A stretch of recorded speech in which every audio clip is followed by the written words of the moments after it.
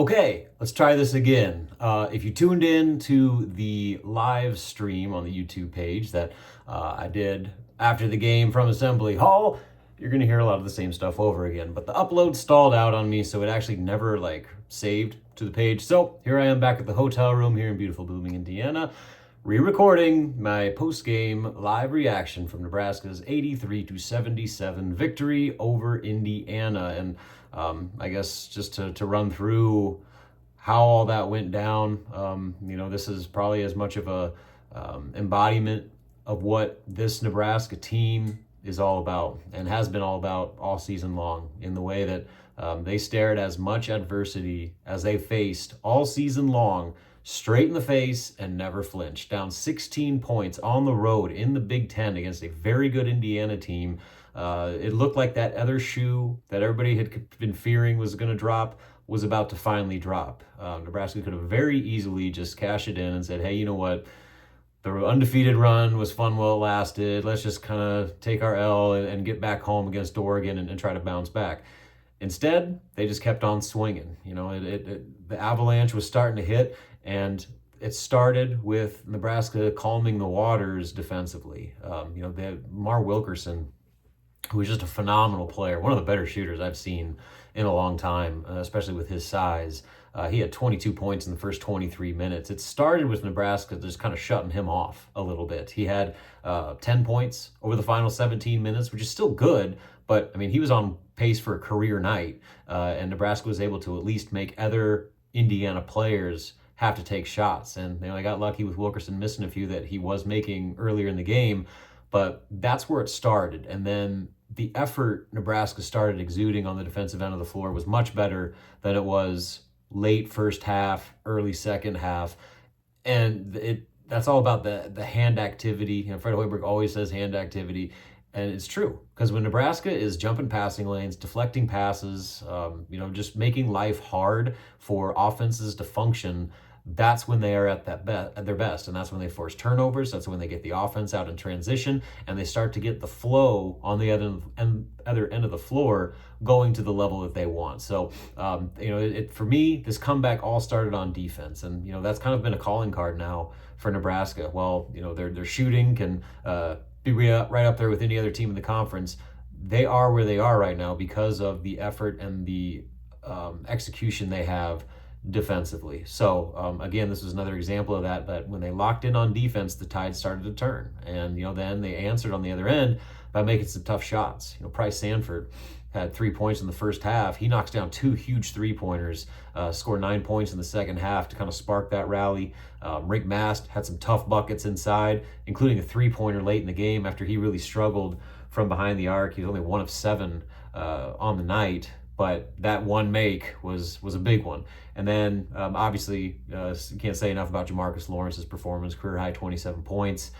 He was the engine that made it go for Nebraska really from start to finish. And so and then Braden Frager, obviously he stepped in off the bench once again. He was scoreless in the first half, scored 11 points in the second half, including 7 over the final 4 minutes. Just absolutely crunch time, critical buckets by a redshirt freshman who's really growing up before our eyes this season. And so, it started with defense. They were able to convert their defensive effort into offensive production, and then that's when the belief, I don't know if it ever wavered, but it certainly started to build more and more with every successful play they had on both ends of the floor. And this team, I think why they're so good in the face of adversity is because of their veteran player leadership. That you got a bunch of grown men that have been there, done that understand that, you're not going to win a game on one possession. When they're down 16, there's no 16-pointer out there. They had to kind of chip away. And,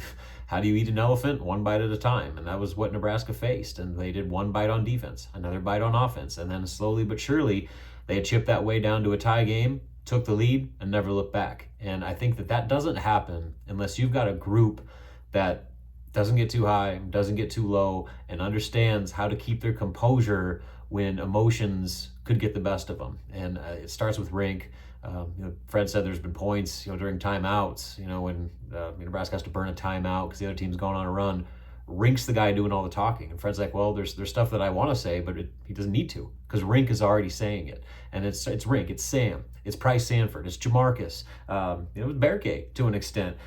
Pretty much every player on that team, Cale Jacobson as well, they all have the same mental makeup to be able to handle that type of situation when other teams might crumble. Previous Nebraska teams certainly crumbled in those moments, and so that I think is kind of what this group is made of, and it was probably not on display more than it was in Bloomington with the way that they handled all that. And then going to the player of the game, Jamarcus Lawrence, obviously, like I said, 27 points, career high. His previous was 21 earlier this season against New Mexico. So by far the best scoring effort of his career. Tied his career high with 5, made 3-pointers, and played a season high 37 minutes. And what makes that performance so impressive is that he did it on a bum ankle, where you go back to the Ohio State game, early in that game, he had a hard fall, landed on his back, ended up twisting his ankle on the same play. And when we talked to him in Lincoln on Thursday before the team headed out to Indiana, he said that the ankle was still bothering him and he was not 100%. And even in shoot around this morning, Fred Hoiberg said that Jamarcus was limping around still and I was still kind of fighting that ankle. So for him to not only gut through that ankle, but play as many minutes as he did and be as good as he was from start to finish and really be the driving force behind Nebraska's victory. Jamarcus Lawrence has grown up as much as maybe any player I've ever seen. If you compare where he was from a maturity standpoint, from a confidence standpoint, his freshman year when he committed in 2022 or whatever, like you could barely get a word out of him. Interviews were hard, because he didn't have a lot to say. He was pretty soft-spoken and just didn't seem like he was ready for the spotlight. But over the past few years, and I think especially last year in that transfer year at Rhode Island, he went from a boy to a man, and he's one of the top leaders on this team. And you pair him with the rest of the guys they already have, he's been an invaluable addition. And so he has games like this from a production standpoint that are going to catch your attention. But it's the day-to-day that Jamarcus, what he brings to the locker room, to the practice floor, and then obviously on game day, that make him such a critical piece to Nebraska's lineup. And then can't do this without mentioning Cale Jacobson. Cale, from a stat sheet standpoint, the 7 points over 20 minutes, a couple rebounds, couple assists, nothing that you're going to write home about.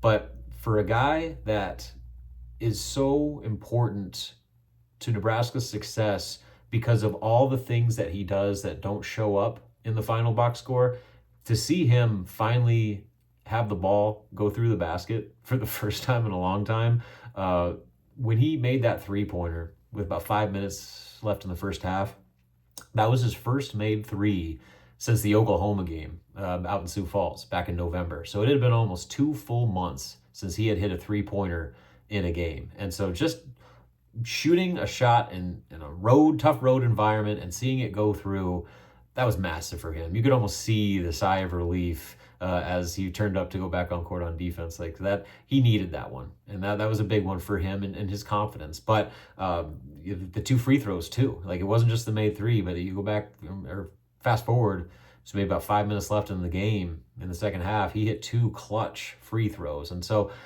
Cale is a guy that isn't always going to get a lot of the attention just because the stats aren't going to be there. But you got to feel good for him kind of getting that monkey off his back a little bit and seeing the ball go through the rim.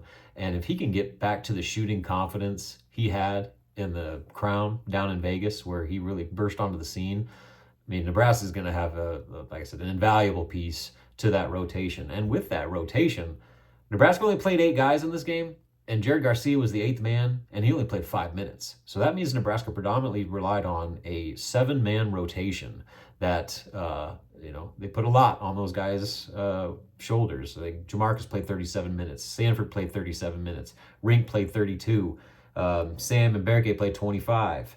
Frager and Jacobson played 20 each. So, I mean, that group basically carried it the entire way. And so that is why it is so critical for all 7 of those guys. They have to make an impact. And while Cale You know, the stats aren't going to show it. He had the team's lowest plus minus at -7.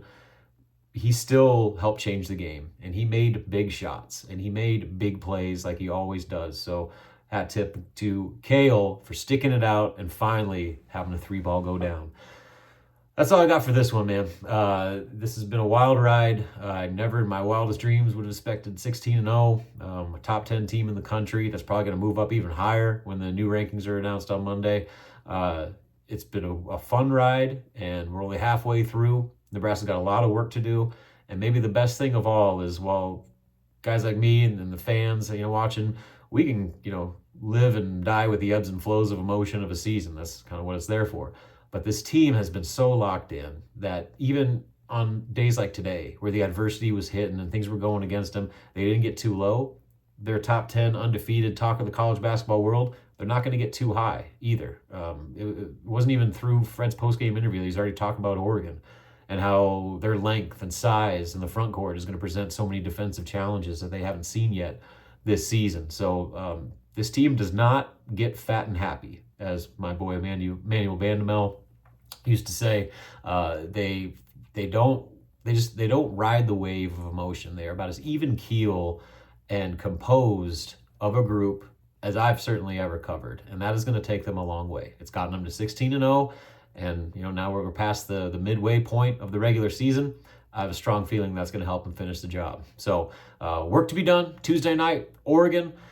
Thanks for tuning in. Sorry for the technical difficulties. I think from now on, I'm probably just going to do a normal video because the live thing is just too much of a pain to deal with. But anyway, thank you for tuning in. And pregame video on this channel for Tuesday night, and postgame reaction following the Oregon game.